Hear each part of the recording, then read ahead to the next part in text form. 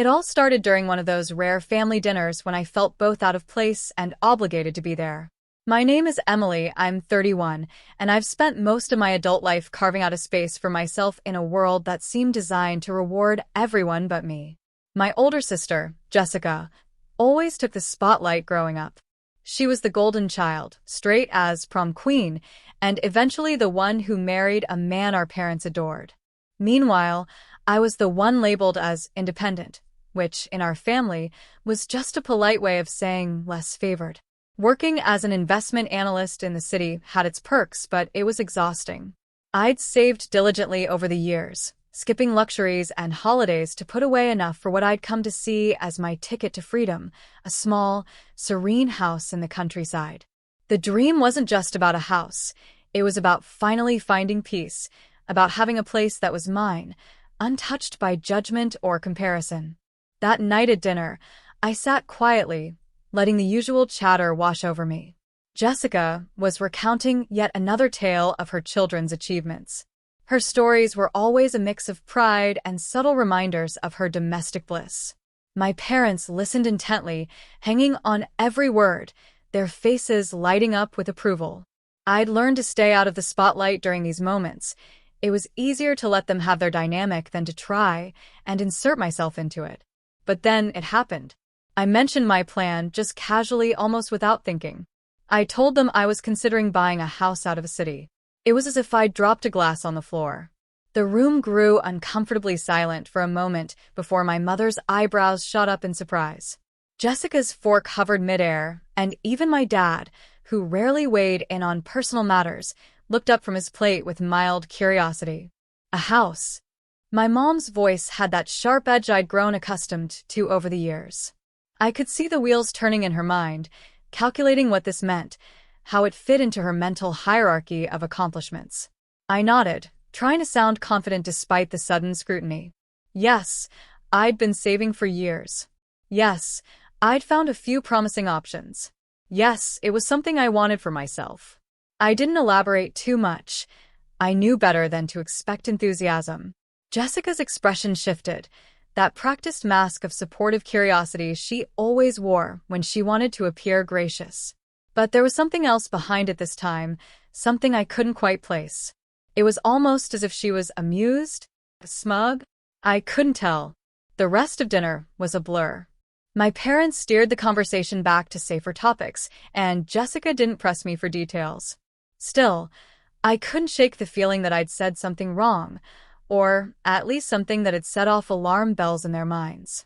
By the time dessert was served, I was already thinking about excuses to leave early. Later that night, as I lay in bed replaying the evening, the unease lingered.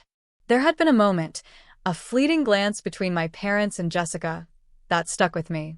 It was subtle, but unmistakable, like they were sharing some unspoken secret. Something about my announcement had sparked a silent conversation, one I wasn't meant to be part of. For years, I'd felt like an outsider in my own family. This wasn't new, but this time it was different. There was something deliberate about their reaction, as if my plans had collided with something they were already planning. Whatever it was, they weren't ready for me to know yet. I tried to dismiss the thought. Maybe I was overthinking it, projecting my insecurities onto a harmless interaction. But deep down, I knew better. My family had always been good at keeping things from me, things they decided weren't worth my knowing. And this time, I could feel it in my gut. They were keeping something big. I had no idea what it was, but one thing was certain. Whatever they were hiding, it was about to make my dream of peace and independence a lot more complicated. The morning after that uneasy family dinner, I woke up to a barrage of texts from my mother. Her tone was as predictable as it was infuriating, full of suggestions that barely disguised orders. She went on about how it would be such a wonderful idea for the family to pool resources and buy a bigger house for Jessica, Michael, and their kids.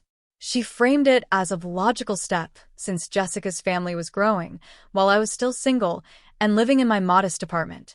The implications stung, though it wasn't new.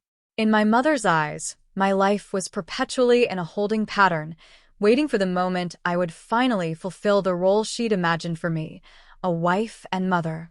Until then, I was just a resource, a backup plan to support the real priorities. Jessica's golden life. Jessica's involvement was less overt, but no less grating. She started sending me links to sprawling suburban homes, complete with her commentary about how perfect each one would be for the whole family. She even threw in a few lines about how the kids would love having a big backyard to play in, as if that was supposed to sway me.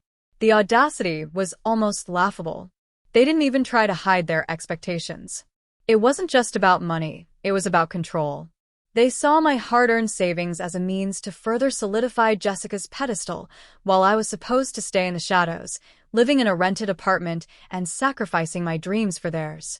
I needed an escape from the relentless pressure, and that's when I remembered Rebecca. She was a realtor I'd worked with briefly when I first moved to the city. We'd stayed in touch over the years, and I knew she had a knack for finding hidden gems. I called her that afternoon and explained what I was looking for.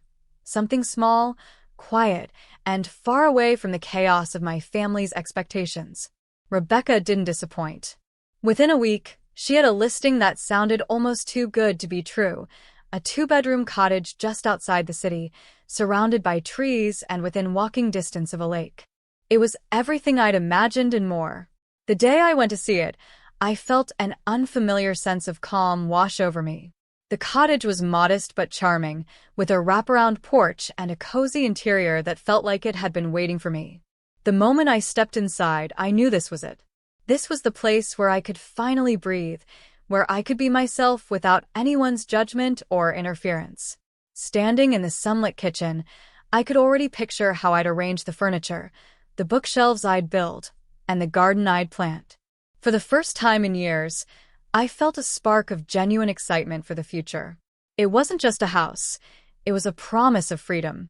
By the time I left, I'd made up my mind. I was going to buy the cottage. It wasn't just a decision, it was a declaration. This was my life, my money, and my choice. For once, I wasn't going to let anyone take that away from me. The next family dinner came quicker than I'd anticipated, and this time, I walked in knowing the storm I was about to unleash. I hadn't told anyone yet, but the paperwork was signed. The cottage was mine. The thought gave me a quiet confidence as I took my seat at the table. As the meal began, I waited for the right moment. My mother was recounting some story about Jessica's kids, something about a school recital, and my father chimed in with a comment about how proud he was. Jessica smiled, basking in the glow of their praise. It was always like this, a perfectly rehearsed act where I was the quiet audience member. When there was a lull in the conversation, I cleared my throat and casually mentioned that I'd bought a house. The words hung in the air for a moment, and then everything erupted. My mother's fork clattered onto her plate as she stared at me in disbelief. My father's expression darkened, and Jessica's eyes narrowed, her practiced composure slipping for just a second. It was Jessica who spoke first, asking where the house was, how much I'd spent, and why I hadn't consulted them. I answered calmly, explaining that it was a small cottage outside the city and that I'd handled everything myself. I thought that would be the end of it, but my mother's voice cut through, sharp and accusing. She launched into a tirade about how selfish I was, how I'd ignored the family's needs. She brought up the idea of the larger house again, as if I hadn't already heard it 100 times before. Jessica added her own layer to the guilt trip, talking about how cramped their apartment was and how much her kids deserved a better home. She hinted that if I'd just thought of the bigger picture, we could have all been happy. Then came the bombshell.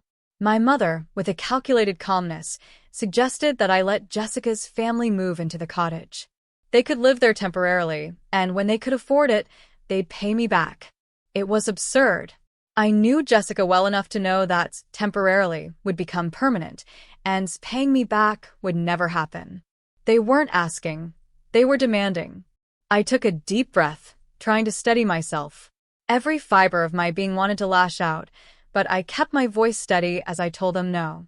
The cottage was mine, and it wasn't up for discussion. Jessica's kids weren't my responsibility, and I wasn't going to sacrifice my dream for their convenience. The room erupted again.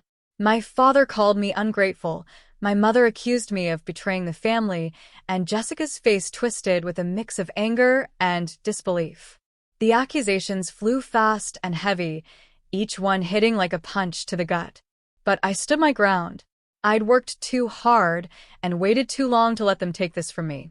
Finally, when I couldn't take it anymore, I stood up and walked out. Their voices followed me to the door, but I didn't look back.